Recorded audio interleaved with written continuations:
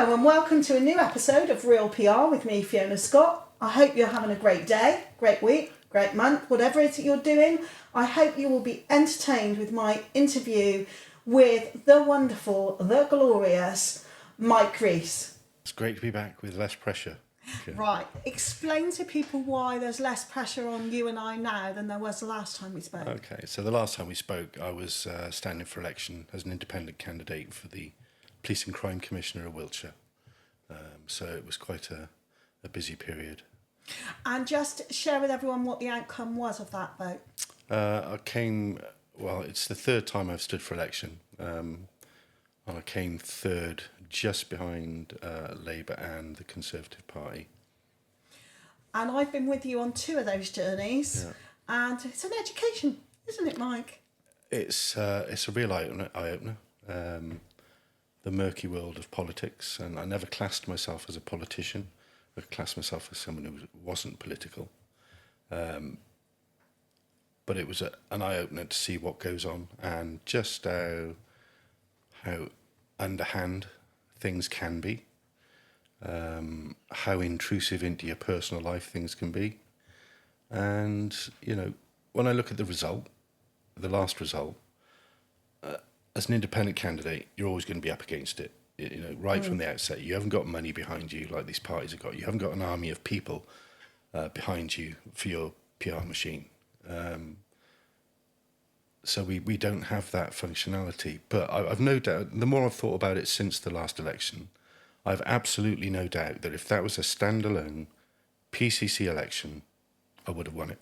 Yeah, I totally agree, because we had a budget which we raised through a donation of, just over 3,000. You put your own money into it, didn't you, Mike? Yeah. So explain how your money worked within that, because I think a lot of people don't understand what happens. So I had to put in £5,000 of my own money to even stand as a candidate. And to get that £5,000 back, you have to achieve a certain amount of votes. So it's always a bit of a worry, because £5,000 is quite a lot of money. And it was something I had to discuss with my wife before standing for election. And we just decided that it was the right thing to do, to offer the people of Wiltshire an independent candidate. And as I've said before, it wasn't a job I needed. I don't need a job. It was a job I was willing to do and represent the people of Wiltshire, because I have a knowledge of policing, I have a knowledge of business, and I genuinely care about the community and the service they get from the police. That's all it was about. I've got no bitterness whatsoever that I didn't win, because it wasn't the job I needed. I'd even offered to give some of my salary to charity every month. What does surprise me, and probably I was disappointed about, was how the Conservative candidate got re-elected. Nothing personal. I just don't understand, given the track record of A, the Conservatives, and B, Mr. Wilkinson over the last few years. I don't understand what the people of Wiltshire were thinking in re-electing him, but that's the process. 37,000, I think, voted for him.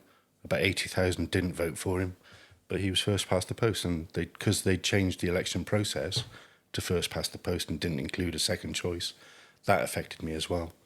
The Labour, the council elections in Swindon was really the thing that did me, because people would go in vote for Labour because it's a strong, certainly was this time, strong for Labour. Yeah. They don't understand what a PCC is, so on the form where they're voting for their council candidate, they'll just tick Labour. And what amused me was at the count was Stanker, the Labour candidate, who was very pleasant. I only met her on that occasion, really nice lady, but she had a little sidekick with her, who turned to me and said, "You cost us the election." When the reality is, no, you cost me the election by standing as a council. It's funny you should say that, because I've actually had that said to me as well at a recent election count that I was attending with a different hat on, where someone said that to me too. Yeah. So it's not only you, but because I then they know that I was part of your campaign supporting you, someone said that to me. But I still think, even now, looking back this time and the time you stood before and I supported you, that it was the right thing to do to offer the people of Wiltshire, if they thought about it for more than 30 seconds, an alternative to what was out there, to the status quo. Absolutely. And if you look at the election prior to that, where it was a standalone PCC election, I think I lost by 2,000 votes to the Tory candidate. I blew the Labour candidate and the Lib Dem candidate out the water on that occasion. But because the council elections were included in this one, because it went to first past the post, that sort of, it's hard enough as an independent candidate anyway, but that I sort of knew from the outset I was going to be right up against it this time. So on reflection, I thought we did very well, Fiona, and thank you. No. Thank you for everything you did for me. Well, thank you for trusting me, because people don't appreciate how exposed you are, what a difficult process it is. I mean, we had various things happen with people trying. We had a private group on Facebook of people that were supporting us, that were volunteers, out leafleting. We had several people trying to join that group. I mean, it was laughable, Mike, wasn't it? I can't remember what one of them was called. But I've also worked in political campaigns previously, and I kind of knew what type of thing might happen. But when you see it and you're not used to that type of thing, it's quite shocking. Yeah, I can say it now because, you know, the chances of me standing for election, to be honest, I don't care if I stand for election again, I'm going to say it anyway. Some of the abuse you get is, you know, from people you've never even met, don't know you, know nothing about you, keyboard warriors. What I really want to say to them, you know, I can't say on this here now, through common decency, but if I ever met those people, then I wouldn't be best pleased, you know. And you'd be having a very strong word. Yeah. Probably read their fortune to them. Yeah. Okay, so we're going to go back in time, because originally, now let me get this right. You were a police officer. Were you in the military? Was it military police or just always going to be the police? Talk to me about that. No, I nearly joined the Salvation Army once. But, that's a joke. Never in a million years. Why would you join the Salvation Army? No, that's about the closest I got to the military. But no, I joined the police service at 18 years old, which on reflection is way too young. You know nothing about life. And I had to grow up very quickly. Came to Swindon, big town. I was from the valleys of Wales, and I had to grow up very quickly. And I did struggle for the first 2 years, but as time went on, you mature and everything else. Then, you know, I really enjoyed my police career. Essentially working in the main with drugs, gangs, and terrorism. And did you always want to be a detective, or what did you see your career path as being, or were you a person who sort of lived in the moment, lived in the present, and took what came? I think detective is where I always wanted to be. It took me a few years to get to that realisation. You know, I was on the beat in Swindon when we had beat officers. We haven't got those anymore, have we? But and then I went on to the street offences team, which is essentially, well, not Miami Vice, but Thames Down Vice. Yeah, you know, Swindon Vice, which was dealing with the prostitution issue in Manchester Road and various other things along those lines. Where did I go from there? Then sort of burglary squad, surveillance teams. I had a real varied career, you know, in CID, drugs and gangs team. Worked in counter-terrorism, worked on most of the national, including, you know, national jobs around the country. I mean, I know from campaigning with you that you did work on some locally high-profile cases, because we talked about our now mutual friend Steve Wiltshire, and Becky Godden-Edwards and her mum Karen Edwards. Can you say anything about that, or about a more high-profile case that our listeners may have heard of if they were outside the Swindon area? They put me on the spot now. I have. Do you know, I quite often get calls from the media asking me about a particular case. And the trouble is, you deal with so many cases in your lifetime that it's difficult to remember. Well, not so much remember them, but remember detail about them. Yeah. And there's only two that stick in my mind, but one of those wasn't wasn't Swindon based. It was, it was London. It was the bombings, which was that the 7/7? The 7/7 bombings. Yeah. We worked on that, and that was just fantastic to be involved in.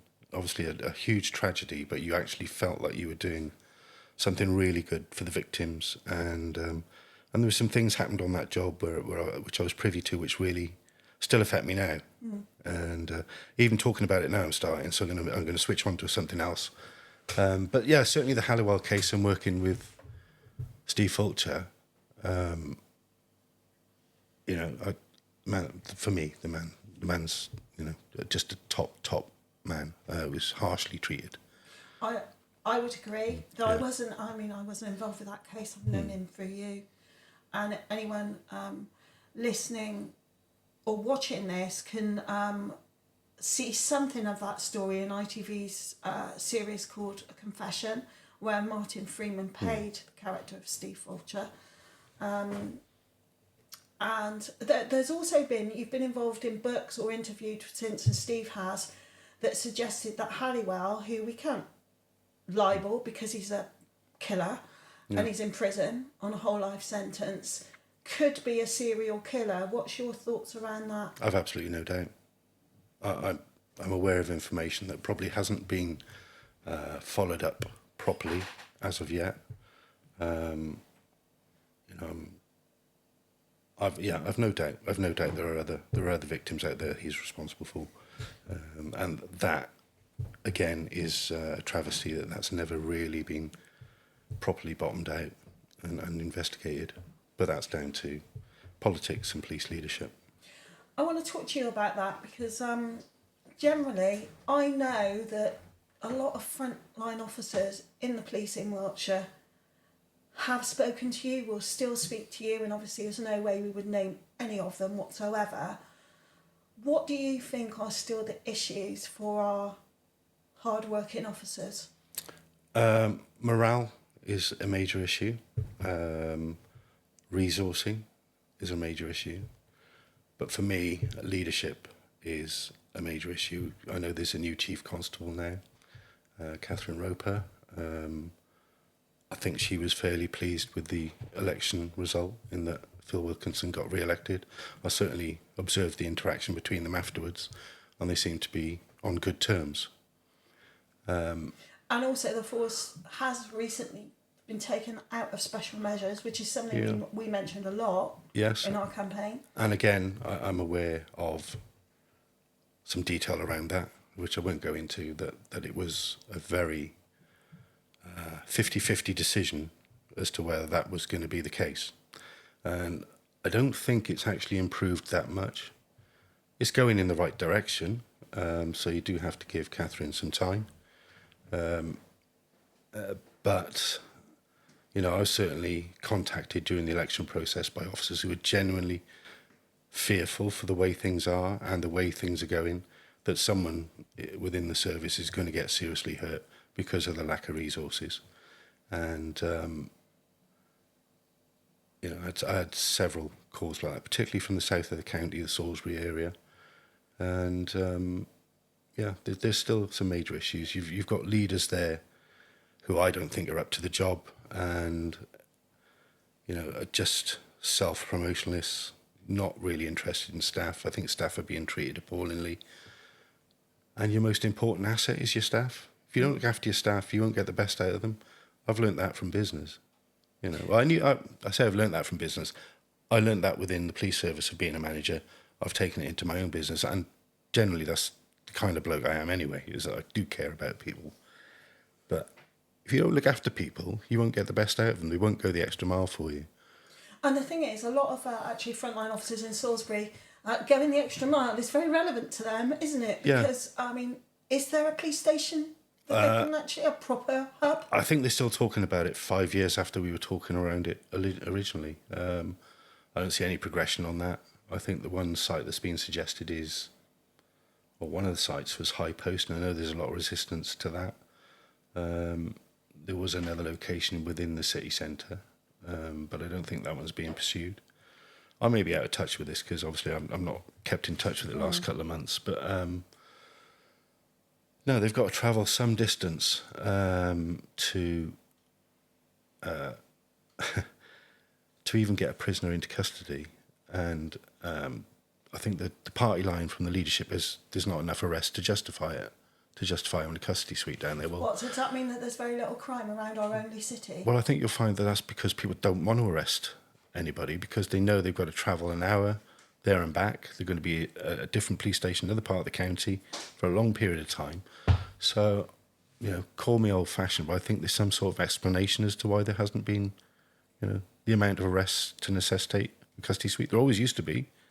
When they had a custody suite there were certainly people being arrested then. Well, the law of averages, I mean, I remember years ago, before I knew you, working with a police officer who's now retired within Wiltshire Police, talking about what a shock it was to go from Trowbridge as an officer to Swindon, and the amount of crime in Swindon, which inevitably it's the biggest urban area, it's the most economically active, it has the most people. Therefore, the law of averages is there's a fair amount of crime, petty crime maybe, largely, in the Salisbury area. Yeah, certainly. But also, you mobilised plenty enough when we had the Salisbury poisonings. Yeah. It's we could carry on all day talking about that, Mike. And I think a lot of senior leaders got commended for that job, when in fact the reality is it was run by SO15, the Counter-Terrorism Command from London. I think logistics around it were probably managed by this force and sandwiches at the stations and stuff like that, And I think they got that wrong, from what I understand. So, yeah, but they still got QPM out of it, so fair play to them. Oh, yeah. What's QPM? Queen's Police Medal. Oh, well, that's all right then. Okay. Yeah. Yeah, but did everyone get justice? I'll leave that one hanging in the air. Yeah. Okay, Mike, let's just talk outside of police and outside of the campaign, but let's talk about what do you do? What's important to you in your life outside of those things? Keeping busy. Yeah, I know you're not a sit down.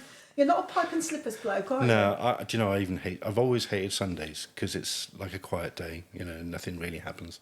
Friday you're working, and maybe you'll go out for a drink in the evening. Saturdays are because I run a boxing club. I'm out at a show somewhere. I've taken on certain responsibilities within the management of boxing now within the Amateur Boxing Alliance. So I've got plenty to keep me going. I've got a charity that I've been a chairman of and set up 25 years ago. It's our 25th year this year as a children's cancer charity called Fat Boys. So I've got an event coming up for that late October in Swindon. So that's keeping me busy. The boxing club 3 nights a week. Talk to me about boxing then. When did that come into your life? When I was about 11 years old. I grew up on a council estate in Wales, and it wasn't a lot to do. And most of my friends got into the local boxing club. And so I just went along. And I suppose some clubs are still like it now, but the idea of teaching you how to box then was literally putting some gloves on you, throwing you in with the biggest bloke in there, and you had to learn how to box pretty quick. You took some hidings along the way, but eventually you developed your own style. And so I had somewhere in the region of 100. I boxed from the age of 11 up to 26. I had somewhere in the region of 100 contests. I was a Welsh champion, European police champion, went to the Police Olympics in Australia and got a bronze medal. And so it was quite successful. I was what they call an open class boxer, which meant I could box anyone at my weight. Represented Wales and wanted to turn professional, but the police said no to that. And that was pretty much the end of it at the age of 26, which in hindsight was probably a bit too old to be turning professional anyway. But so then I went into, I've always been involved in all my sons have boxed, my 3 sons, and got involved with the Malmesbury Boxing Club when there was a coach there who was in his 70s by then. Sadly, he passed away in 2016 or 17, and I took the club over from there. We've just gone from strength to strength, really. And it's not just being a boxing coach, it's being a mentor, a teacher, a guide. You're dealing with their problems outside with the police. Some of these lads, not all of them. You've got a real mix of male and female of all ages in there. And now I run a a class on a Wednesday afternoon. It's not like I've got enough to do, but on a Wednesday afternoon, I do a class for people with Parkinson's, which I started about 15 months ago. How did that come about then, Mike? I just came across, I was looking for new routines to give the boxers in the gym, and just saw this thing they were doing in America for people with Parkinson's. It's not about learning how to box, it's just about the movement and keeping them active, and that boxing exercise was really good for them. So I just thought I'd give it a go and see if there's any interest. So I contacted a local Parkinson's group in Malmesbury, said this is what I want to do. They put out a newsletter. The first few sessions I had 2 people turn up, but now we're getting sort of 10 to 12 people regularly every week. So they keep coming back, so they must enjoy it. Yeah, they must enjoy it. So what does boxing bring? What's the value of it to people? Discipline, focus. You're not as tough as you think you are. You might think you're a tough guy out. And we get referrals from police, from schools. Can you take this individual, whether it be male, female, old or young, and see if you can teach them how to box and give them some discipline. And it doesn't work every time, but we have had quite a few success stories, and but generally the first thing I do is put them in with someone smaller than them who can box, and they quickly realise that they're not as tough as they think they are, and then we bring them down, and then we build them back up with some discipline and focus. But it doesn't work every time, but we have had a lot of success where troubled kids, really troubled kids, have gone on to have successful careers in the army, navy, and things like that. So it's a good thing, and it's an addictive sport, and every time one of my boxers gets in the boxing ring, I'm nervous, because you're responsible for them. Particularly if it's your own son and you've got your wife watching as well, because then it's double trouble. Yeah, that's like that's quadruple trouble, that is. But I'm fairly good at matchmaking, and I've never really, touch wood, sorry, never had one go wrong yet, badly wrong. But it's just an addictive sport, and it keeps me busy with something I love. I got a passion for it, and I would still box now. If my body was up to it, I'd still box now. So what about the safety aspect then? Because that often gets raised, doesn't it? Yeah, it's very well controlled these days. Every boxer has to have a medical before they even get their card to box. Every time they turn up to a show, they're examined by a doctor to check they're fit to box. The referees control it very well, In terms of training, we go back to I mentioned the old days of me going sparring. I'd be getting hit by big blokes, We're going back to the 70s now, with no head guards or anything. If we do sparring, it's controlled. Occasionally we'll have what we call an open spar, where you can go for it, because they have to experience that before they get into the boxing ring. But generally it's controlled, and the referee will intervene at the slightest bit of an issue. So I think it's really safe. It's really safe. You rarely see kids getting knocked out. I've probably seen two knockouts in, maybe thousands of fights now, because I'm a referee and a judge as well, so I go to a lot of the shows to officiate. So it's brilliant. So when do you get time to do business then, Mike? When do you get Oh, time that's in for the that? daytime.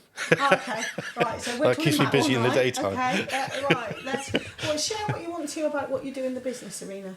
Okay, so just before I retired from the police service, I decided didn't want to go back into it. A lot of people go back in as a civilian or whatever and do a civilian job. I just thought, I don't want to do that. I've done this for 30 years. I want to go and do something else, completely different. And I just want to work for myself. I don't want to work for anyone. Having worked for some of the people I work with in the police who call themselves managers, I thought, I'm going to be my own boss. And it was a huge learning curve to set up your own business. So I had 2 businesses, both cleaning businesses. One doing building sites, which I ran with a friend of mine, and one which I set up to do crime scenes called Forensic Clean. But the building site one just took off massively straight away, and we went from just the 2 of us doing it to I think we had 35 to 40 staff within 12 months, covering a huge area, and that was a lot of work, logistical work. It was, we made some good money out of that in fairness, but I hated working on building sites. Because, and I'll be honest, not all site managers, but some site managers really have a bad attitude. And of course, you're the cleaner. So you're, to them, and I would never treat anyone like this, but to them, you're like the lowest of the low. Yeah. And I'd go into a site office and they'd speak to me really badly. And it could be some youngish bloke or whatever. I'd think, you're talking to me like that. You have no idea what I've done in my life. I've done things in my life and seen things in my life that would make you melt. Yeah. I was being polite there. You weren't. I noticed. and I just thought, I can't work on building sites anymore because I'm going to end up in trouble. So, but that business went over to the person I was working with, and I took forensic clean, which I'd really neglected for the first 4 or 5 years because the other one was so busy. So focused on that one, and what had started off as really a crime scene cleaning business fell into dealing with councils, NHS, social services, doing the worst kind of properties you can imagine, where we're talking about hoarders, people with self-neglect issues, and there's no two ways of saying some of the properties that you do are horrific. Yeah. You would not believe that people, even for me as a 30-year police officer who'd seen a lot of things, some of it still shocks me. And I'd seen bad properties before, but these people that we're dealing with, they're kind of hermits, that they never come out of their homes. So the only time their properties get discovered is if they've not been seen for a while and they end up going to hospital, at which point the emergency services make a referral. And then it all comes to light that their properties are in a really bad way, and they can't let them come out of hospital to those because the care team won't go in afterwards. So they have to be sorted. So our job really from day to day is going in and sorting these properties out. And I've got a small team now, although I've got extra people I can call on if I need them. But I love it. I look, because you're turning someone's... Some of them are quite resistant to it, but you're turning this, for want of a better word, hovel into a nice living space. And you sit back and you think, that's brilliant what we've done there. Well done, team. I'm going to ask you some practical questions. Do you put something to cover your mouth or gloves or a bodysuit on? Yeah. Because some of it must involve dirt and, let's put it frankly, poo. Yeah. And all sorts of gross things. Rats and stuff like that. Yeah, right. We've had all that. Yeah, I've had all that. And, we do a lot of... we will sanitise the property first. We'll set off a sanitising mist within it so that it makes it safer in there anyway. But yeah, we've got paper suits, masks, goggles, all the PPE that you know. Do you ever stand up in the garden going... Yeah. In fact, a couple of weeks ago we did. Yeah. Where... well, I'll talk about it. Go on. So we were doing a job in the south of the county. And, sorry if anyone's eating. I would advise you to pause at this stage. Yeah. It was quite funny because I had a couple of the lads from the boxing gym help me with this one because it was a big job, And generally, what we'll do is I'll get a team together that will just shovel away all the stuff and bag it onto the truck in a way, so clear the house, and then the girls will come in and clean it. That's not in a sexist way; they just are better cleaners than me. So we saw. So there's this pile of rubbish in the living room. And as I'm digging through it, there was 6 clear plastic tubs piled on top of each other with brown liquid in. Now, and I obviously because it didn't become clear until I'd moved the last bit of rubbish and obviously disturbed the plastic. Yes. And then I mean, I've smelt, as a police officer, there's nothing like the smell of death, is there? Yeah. But this was worse. And it just, even though we had masks on, it got me right in the back of the throat. And the person I was working with, we're running out the door. And the worst one generally is either a freezer or a fridge that's been switched off for some time with food in it, so it's all rotted. You know, that you always save that when you're doing a site visit to do a quote. You always save the fridge till last, because you might have to run out. Yeah. Because when you open it, the smell is just putrefied meat. You know, and it's just horrific. And sometimes when I'm digging amongst this stuff, I think, where did it go wrong? Because going back 10 years, I was dealing with terrorists. Now I'm dealing with HID. Drugs barons.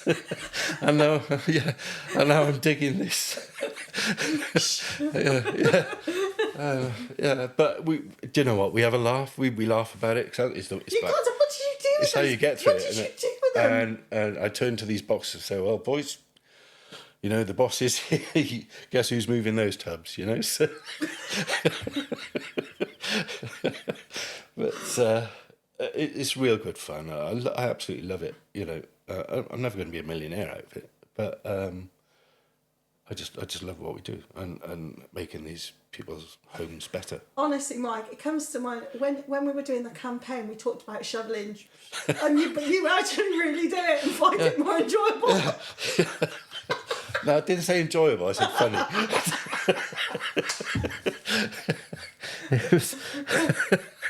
It's the faces on the others around you that's even more funny, you know, when they're retching. You know, so. Yeah, okay.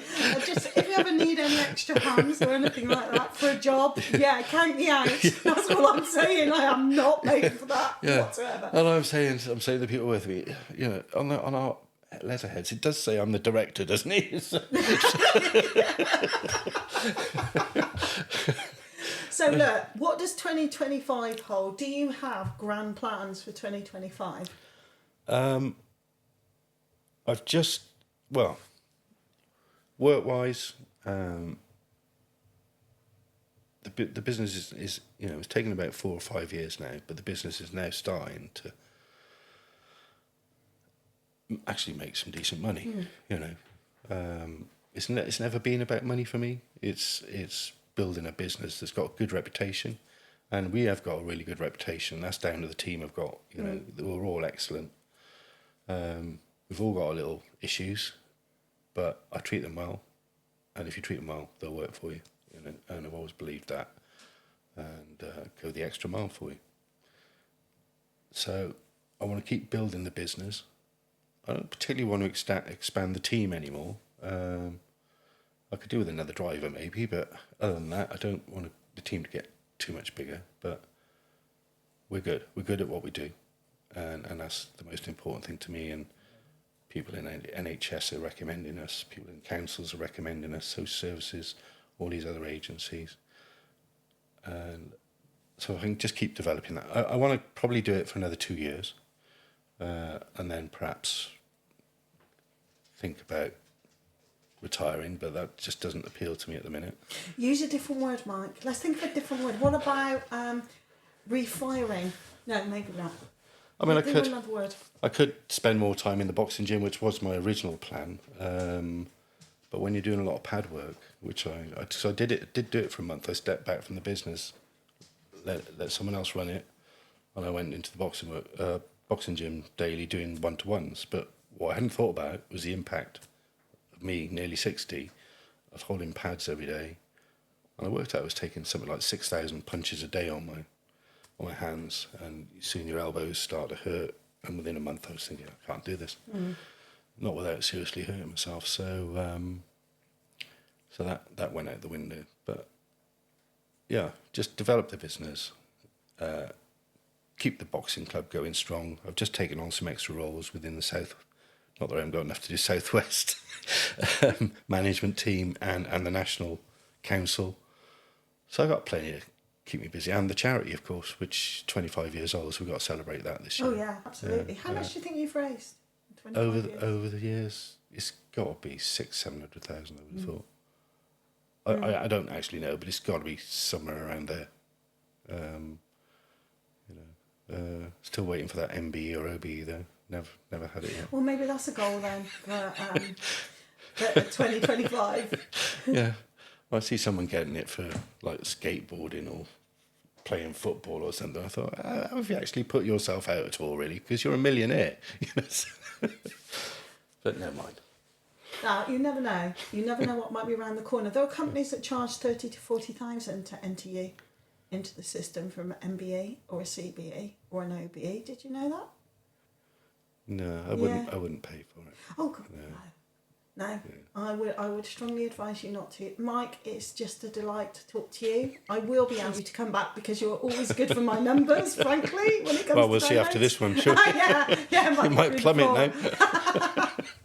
Thank you so much. Thank you for joining me. And if anyone wanted to contact you or through your company, how do they do that? Okay, we've got our own Facebook page, Forensiclean Limited UK, or info at Forensiclean, which is forensiclean.co.uk. Or just go on, you'll find me on Facebook. I've got lots of friends on Facebook. I've got 1,500 friends on Facebook. Have you? Do you know them? I don't know 1,500 people. So I get these things pop up. Some bloke yesterday, I think he's a friend of mine, but I've no idea who he is. You know, so that's the joy of social media, then. Yeah. And the curse. Yeah. Well, thank you so much, Mike. I shall be inviting you back, don't you worry. I'll bring some more stories. Oh, no, please do. Especially that involve SHIT, please. Thanks, everyone. I really hope you enjoyed today's episode. It's just been such fun to talk to Mike again and share just some of his stories. So don't worry, I'll be asking him to come back soon. If you want to find out more about me, visit scottmedia.uk on the old internet, or you can hop onto Facebook and join Fiona Scott's PR tribe. It's free. See you again soon. Thank you.